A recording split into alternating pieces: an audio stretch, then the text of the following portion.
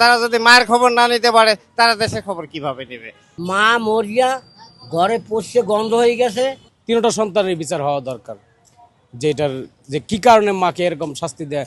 7 দিন হয় মনে হয় মারা গেছে, জিনিসটা আমি দেখছি। এখন হলো আমরা শুনছি যে মা ছেলে ছেলে মানুষ করতে পারে না, এবং অভাবের কারণে মার খবর নিতে পারে না।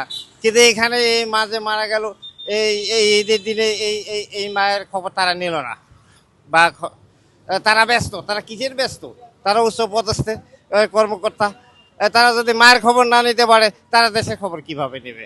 অতএব এই উচ্চ পদস্থ তার থাকা উচিত নয়। আমার এই একটা দোকানের সামনে বললো মানুষে যে মা মরিয়া ঘরে পড়ছে গন্ধ হয়ে গেছে, কিন্তু তার ছেলে এক ছেলে থাকে আমেরিকায়, আর এক ছেলে এখানে সচিব। তার ওখানে মানুষে বলা বলি করলো যে বড় লোক মানুষ তো, তাদের বাপ মার দিকে একটু খেয়াল ঠেল কম, এই অবস্থায় মারা গেছে। কি আর করার।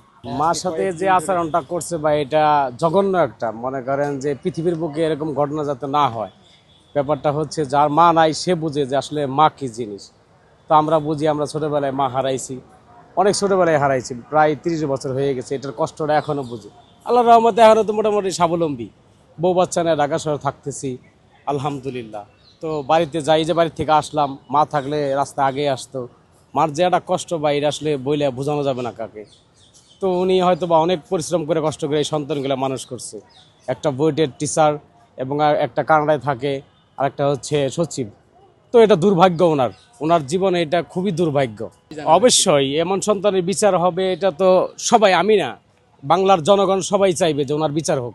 তিনটা সন্তানের বিচার হওয়া দরকার, যেটার যে কি কারণে মাকে এরকম শাস্তি দেয়। 7 দিন হয় মনে হয় মারা গেছে, জিনিসটা আমি দেখছি।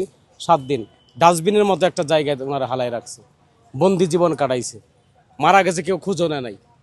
তো ব্যাপারটা হচ্ছে এই।